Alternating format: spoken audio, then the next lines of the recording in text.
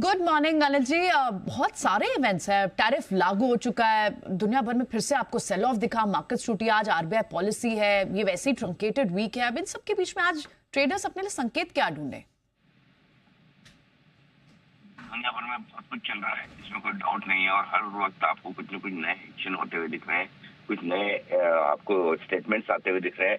हर एक सरकार अपने अपने तरीके से टैरिफ वाले इस मामले को हैंडल करने की कोशिश कर रही है और ट्रम्प साहब तो फुल फॉर्म में अभी भी लगे हुए, कहीं कोई झुकने के संकेत दे नहीं रहे।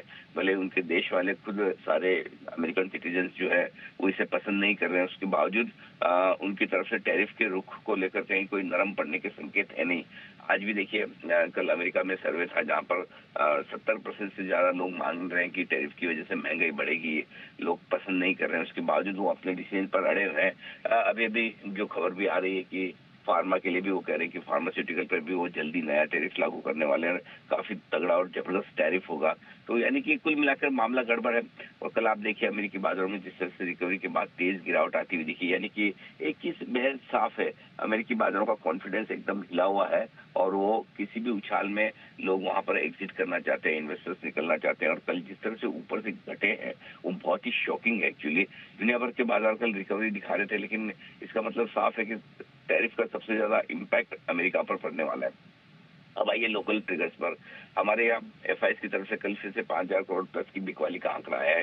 यानी कि कल रिकवरी जो भी हुई, इस रिकवरी में भी लोकल फंड्स, लोकल इन्वेस्टर्स भले ही खरीद रहे हो, एफआईएस का अभी तक कहीं कोई खरीदारी करने का इरादा है नहीं। वो दूसरा नेगेटिव फैक्टर है। तीसरा ये कि आज जो आरबीआई की तरफ से आज पॉलिसी आने वाली है वो इम्पोर्टेंट हो जाती है। वैसे तो उम्मीद है 1.4% ब्याज दरें घटाएगा आरबीआई, लेकिन मूल माहौल को देखते हुए क्या आरबीआई एक बोल्ड एग्रेसिव कॉल लेकर 0.5% घटाता है, यानी इसलिए आज से पॉलिसी थोड़ी सी आपके लिए अहम हो जाती है। तो ढेर सारे ट्रिगर्स हैं, इस तरह के ट्रिगर्स। और उसके बाद आज वीकली एक्सपायरी भी है, कल आपके लिए बाजार बंद रहेंगे, तो परसों फिर खुलेंगे, मंडे फिर छुट्टी है, तो लंबा वीकेंड है, एक तरह से ट्रंकेटेड वीकेंड भी है। तो उस लिहाज से मुझे लगता है कि वॉलेटिलिटी काफी बढ़ सकती है, स्टेटमेंट काफी आ सकते हैं। तो ऐसे में ट्रेडर्स हो या इन्वेस्टर्स अपनी पोजीशन कम से कम रखें इस बाजार में। दिन के दौरान भी वॉलेटिलिटी काफी रह सकती है, तो बेहतर यही होगा कि वेट एंड वॉच वाले मोड में रहे और बड़े लेवल्स पर नजर रखें। ठीक है, तो फिर अनिल जी, बड़े लेवल्स कौन से हैं जिन पर ध्यान रखना है ट्रेडर्स को? इमीडिएटली जहां पर निफ्टी खुलना चाहिए वो मुझे लगता है कि 22,150 से लेकर 22,275 की रेंज है, ये इंपॉर्टेंट है। उसके बाद 22,000 का लेवल इंपॉर्टेंट हो जाता है। इसके नीचे जाने पर जो परसों के लोज है वो आप टेस्ट करने की कोशिश कर सकते हैं, लेकिन इमीडिएटली आपके लिए जो रेंज है शुरुआती सपोर्ट की 22,150, 22,275 की निकल कर आती है। ऊपर की तरफ 22,700, 22,850 की रेंज परफेक्ट सप्लाई जोन है, जहां पर आने पर आप बाजार में प्रॉफिट बुकिंग आते देखेंगे। जहां तक सवाल बैंक निफ्टी का है, 49,875, 50,025, 49,875, 50,025, ये आपके लिए बैंक निफ्टी पर पहला सपोर्ट रेंज है। उम्मीद करता हूँ कि उसके नीचे शायद ना जाए, लेकिन 2 दिनों से बैंक निफ्टी उतनी मजबूती नहीं दिखा रहा जितनी पहले दिखा रहा था। आज बैंक निफ्टी और एनबीएफसी शेयरों के लिए मेक और ब्रेक दिन हो सकता है पॉलिसी की वजह से। तो देखते हैं पॉलिसी के बाद वहां पर किस तरह का एक्शन बनता है।